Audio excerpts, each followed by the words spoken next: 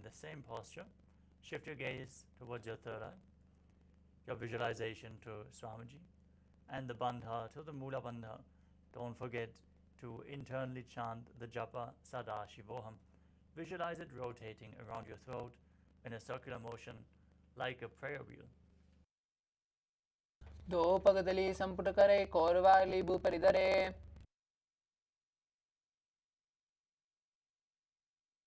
Next up is Suryasana.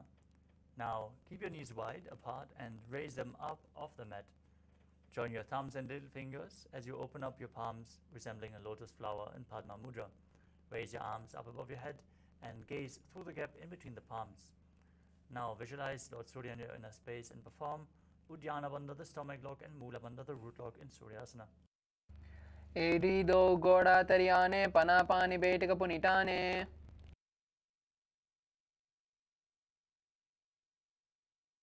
Next up is Mandukasana. Now sit with your feet flat on your heels. Keep your knees apart and place your hands on top of the knees as you gaze to your third eye. Visualize yourself as a frog and press your tongue up against the palate of your mouth in Manduki Mudra. Breathe calmly through your nose in Sahajra Kumbhaka. You can stop the buzzing now as you perform the Mula Bandha in Mandukasana. पादतलौ पृष्ठदेशे अङ्गुष्ठद्वये च संस्पृशे ध्यानयोग्नं पुरस्कृत्य साधयेत् मण्डूकासनम्. Next up is Uttana Mandukasana. From the same sitting posture, bring your hands behind your back and hold on to opposite shoulders with your hands. Keep your elbows close to your head. As you keep visualizing yourself as a frog, gaze to your third eye, keep your tongue up in Manduki Mudra, and perform Uddiyana Bandha and Mula Bandha. Mandukasana मध्यस्थं कूर्पराभ्यां नितं सितः एतद्भेदवदुक्कानम् एतदुत्तानमण्डूकम्. Next up is Simhasana. Now cross your ankles and sit on your heels. As you visualize yourself as a lion, stretch your tongue out, exhale forcefully, and gaze to the tip of your nose. दक्षिणं सव्यगुल्पेन दक्षिणे तदेतरं हस्तौ च जान्म्यौ संस्थाप्य स्वाङ्गुलिश्च प्रसार्य च. The next asana is Padasana. As you keep the soles of the feet together, toes pointing backwards with the knees spread, sit on your heels and cross your arms behind your back as you hold on to the big toes in Prana Mudra. Gaze to the tip of the nose, visualize Swamiji, and return to buzzing like a bee in Brahmari Kumbhaka as you engage Jalandhara Bandha and Mula Bandha. गुल्पौ च वृषणस्यादौ युत्क्रमेण समाहितः.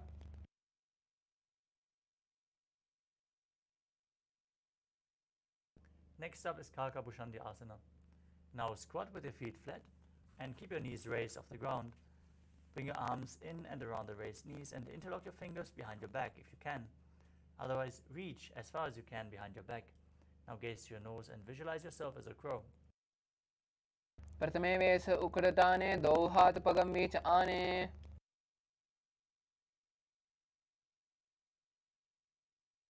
Next up is Kani Pavasana. Now place your hands flat on the ground, shoulder width apart. Bring your knees onto your arms towards your armpits as you lean forward and down. Find balance and lift your feet off the mat. Balance on your arms.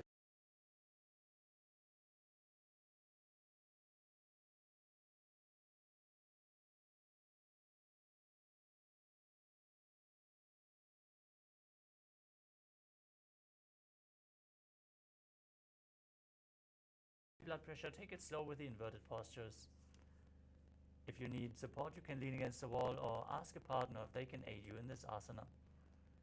Now place your hands on the ground, shoulder width apart. Bring your elbows towards your armpits and place your crown of the head onto the mat. As you lean forward, raise your hips up and then straighten your legs up straight. Gaze to your nose and visualize Swamiji in your inner space.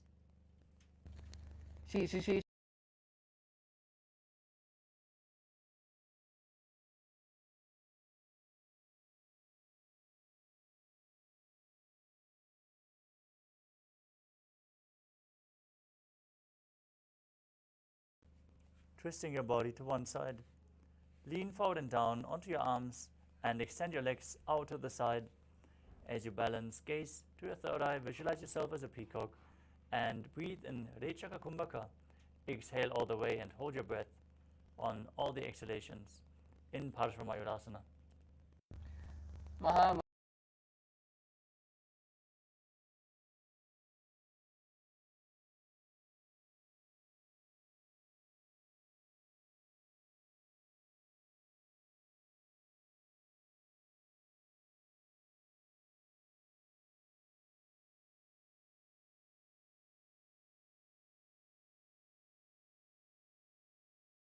Flat on the ground, shoulder width apart, step both feet back into the plank position, Tadasana. As you step one foot outside the respective shoulder, in between the hands, gaze up to your third eye, visualize yourself as Lord Kala Bhairava in Bhairaganathasana. आसन को गुण पीति जाई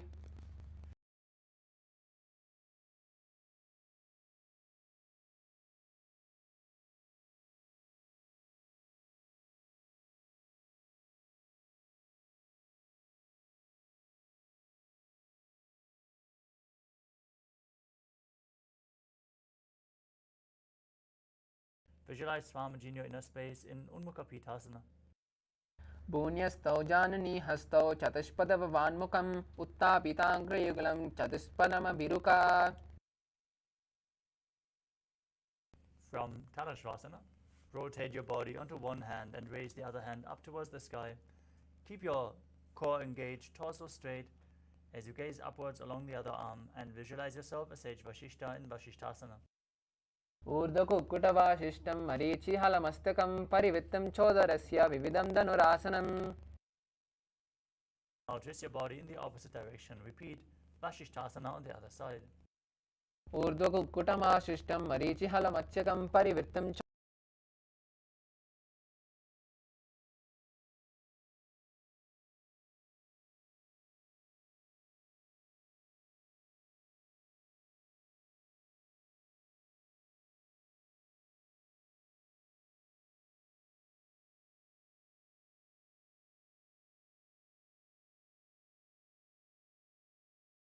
दो करा की ube हथेली कोरवाली मेले भेरी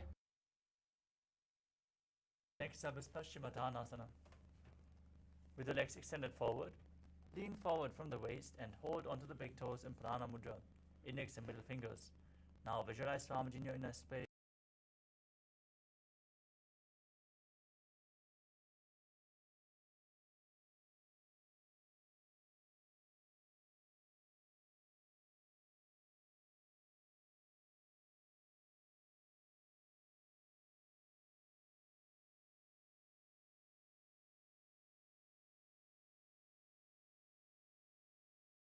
स्वपानिभ्यां दृढं धृत्वा जानोपरि शिरोन्यसेत् From Ugrasana, bring one knee, one heel up towards the groin.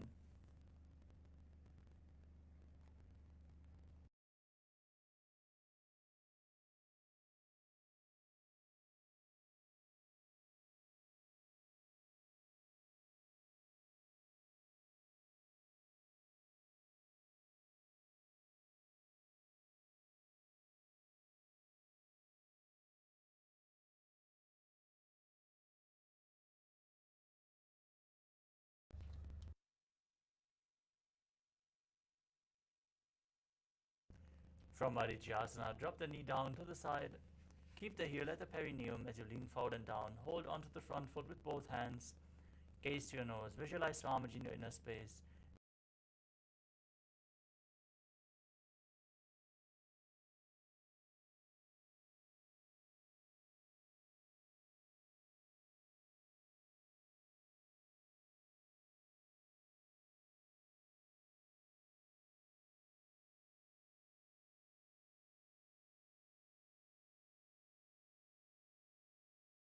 Both legs forward. Bring the other heel in towards the perineum. Lean forward and down. Interlock your fingers behind your back in Marichyasana on the other side. उत्तानपादं क्रौञ्चं च मरीचिं वीरभद्रकं नटराजं त्रिकोणं च सुप्ताङ्गुष्ठप्रसारणे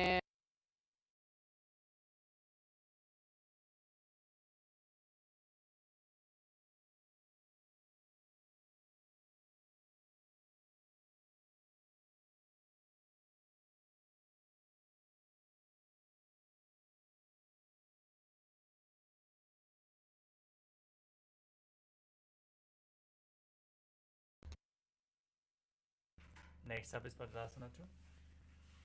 As you keep the soles of the feet together, with the heels close to your perineum, hold the feet firmly with both hands, push the knees down towards the ground. As you gaze to your third eye, visualize Swamiji in your inner space and perform the Mula Bandha.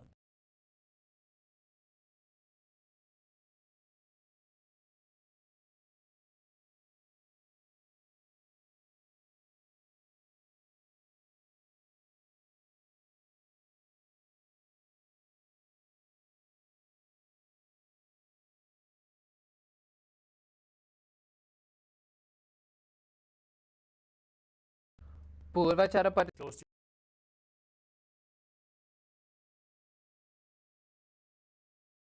से लिलाट पगतल्या उपरदा से your forehead and your hands down on the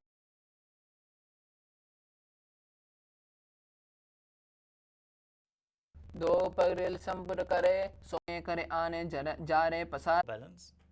As you gaze at the other foot against the perineum, opposite foot, यत्नतः new japa Om Nithyananda Suyasana.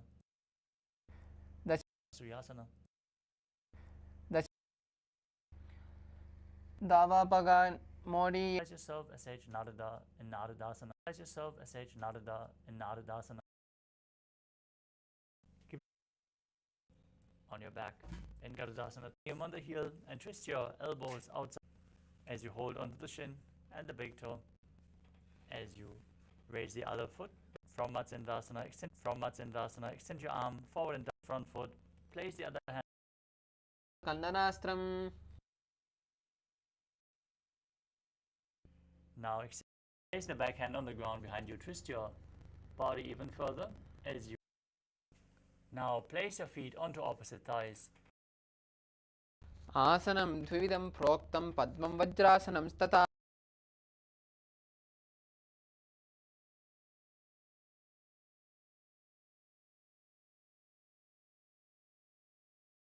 Inner space in Baddha Asana. धरामवष्ट्यभ्यकरद्वयेन तत्कुरुपरि स्थापिनत् पार्श्वः As you visualize yourself as a peacock,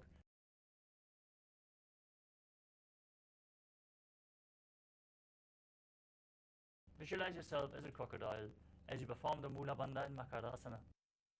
अध्याससे ते हृदयं निधाय भूमौ च पादौ च प्रसार्यमाणो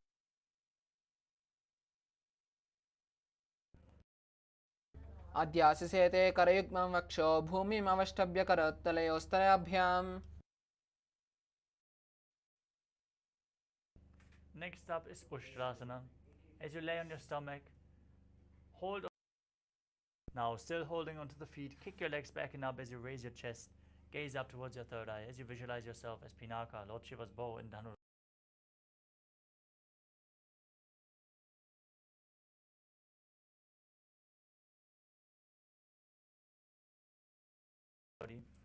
Gaze to your third eye, visualize Swamiji and internally chant the new japa Om Nithyananda Paramashivoham in Bhagasana.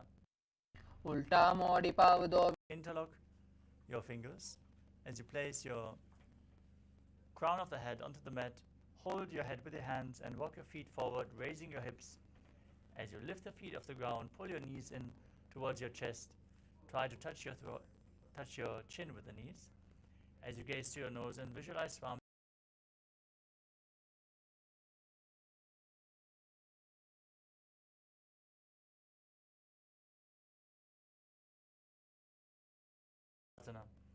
Be straight and stable as you gaze to your nose and visualize Swamiji in your inner space. विपरीतं मण्डलं च विदितं दिनः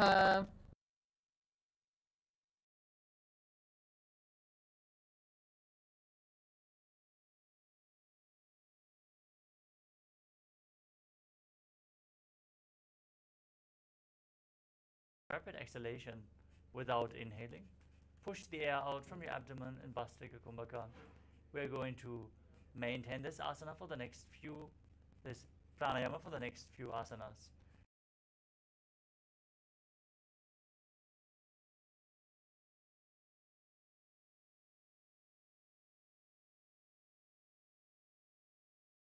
हरज आने गोड़ा तरे काम सकी ताने. Up is Parighasana. Now keep your legs extended forward. Place your hands behind your back, holding onto opposite shoulders. Gaze up towards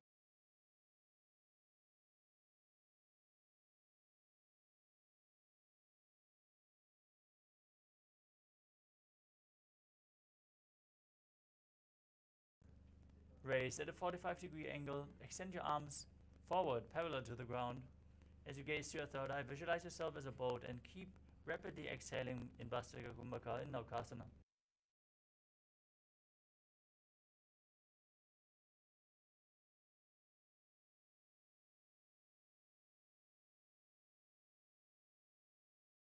Them against your chest. As you gaze to your nose, visualize yourself as Lord Rudra in Rudrasana. पगतली संपुट करे हाथस्य पगा ऊंचा पगा की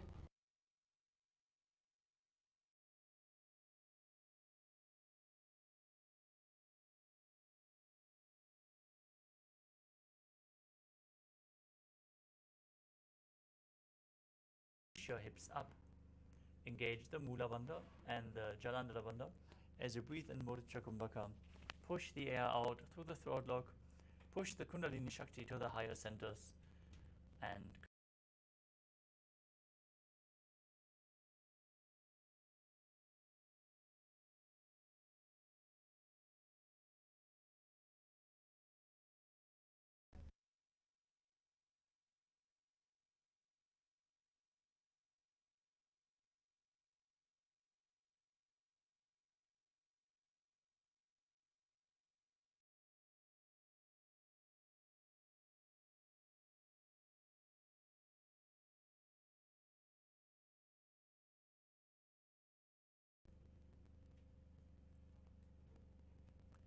perform the Shakti Chalan Mudra as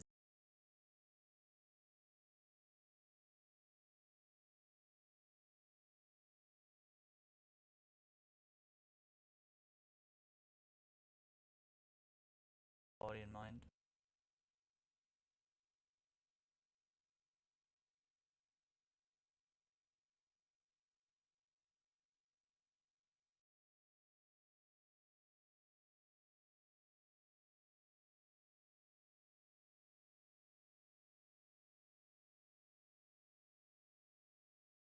Nithyananda Paramashivoham in Shivasana.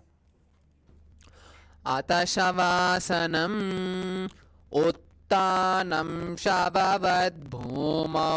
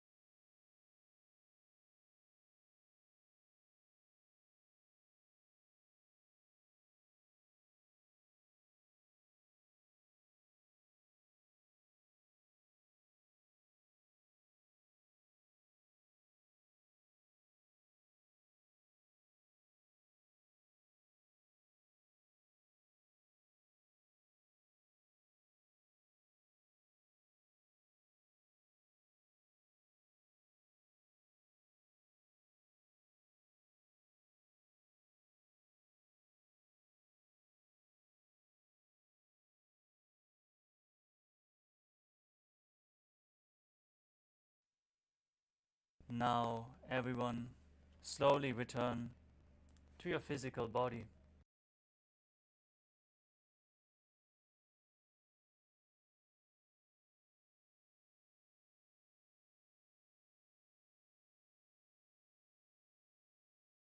Body from side to side as you slowly return to a comfortable seated position.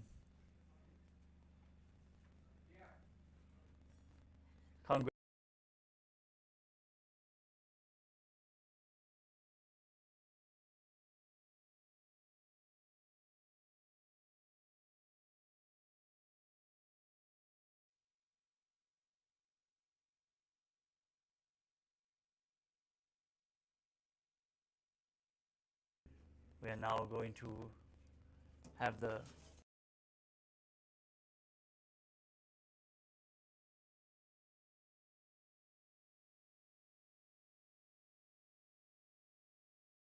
conclude today's Nithyananda yoga session with a Purna mantra.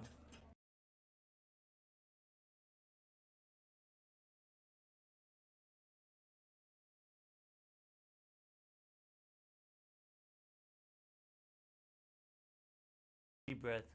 Visualize Swamiji in your inner space as we chant the Purna mantra.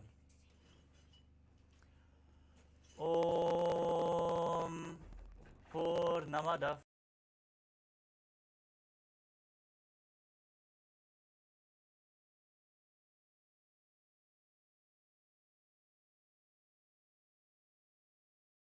Hari Om Tat Sat Sarvam Bhagavat Shri Nithyananda Paramaśiva Padukar Panamastu. Om Nithyanandam.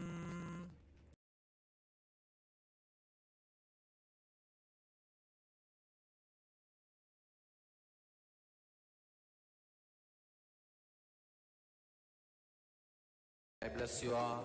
Let you all open all your three eyes and manifest the powers of Mahā Sadashiva. Om Nithyananda.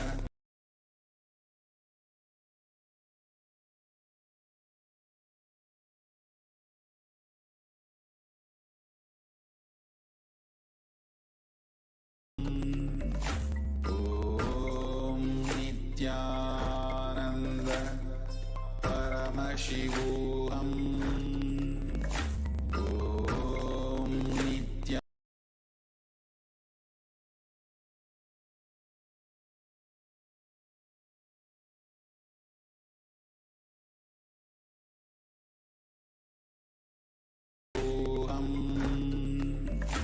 Om Nithyananda.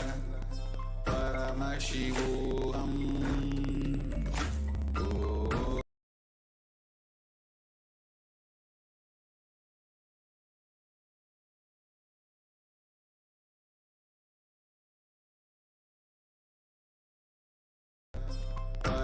Paramashivoham. Om Nithyananda. Paramashivoham.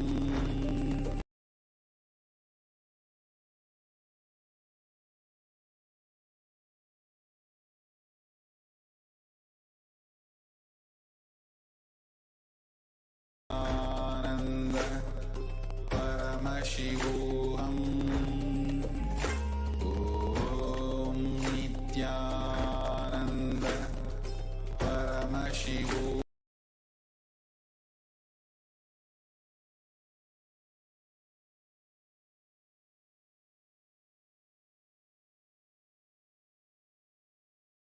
Om Nithyananda. Paramashivoham. Om Nithyananda.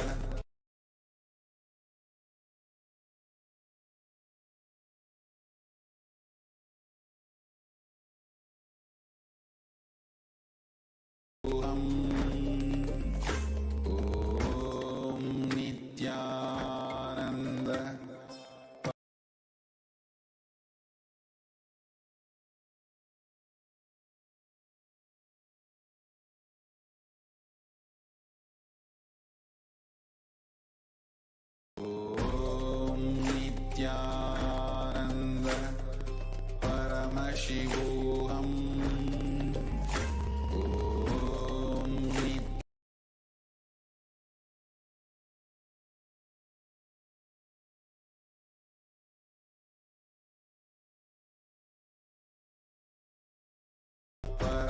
Paramashivoham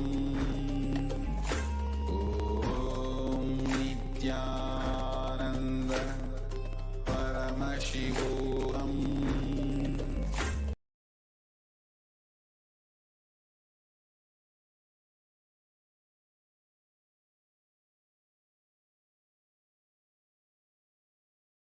Ananda Paramashivoham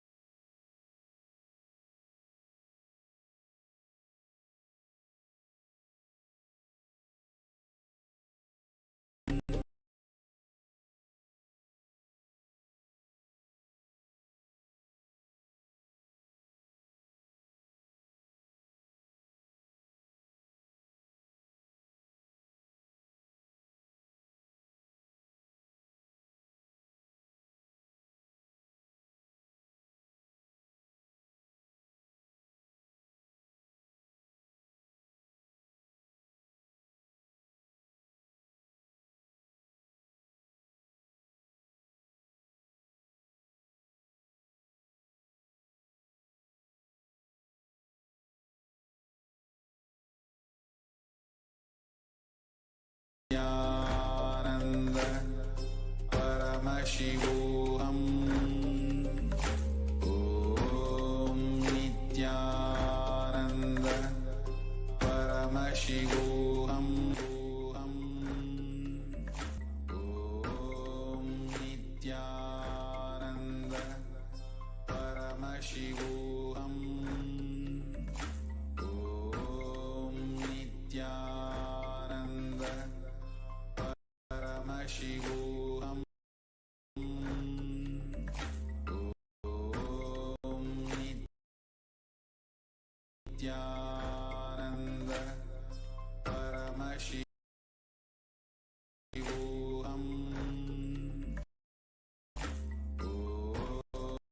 Om Nithyananda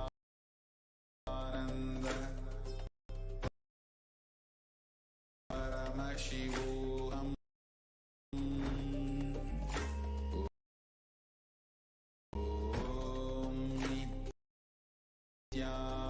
Nithyananda Paramashivoham Om Nithyananda Paramashivoham Om Nithyananda Paramashivoham Om Nithyananda Paramashivoham Om Nithyananda Paramashivoham Om Nithyananda Paramashivoham Om Nithyananda Paramashivoham Om Nithyananda Paramashivoham Om Nithyananda Paramashivoham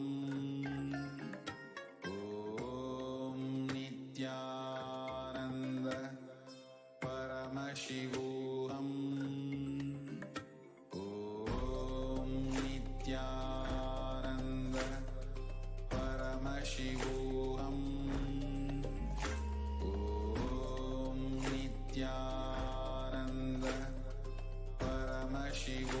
Paramashivoham Om Nithyananda Paramashivoham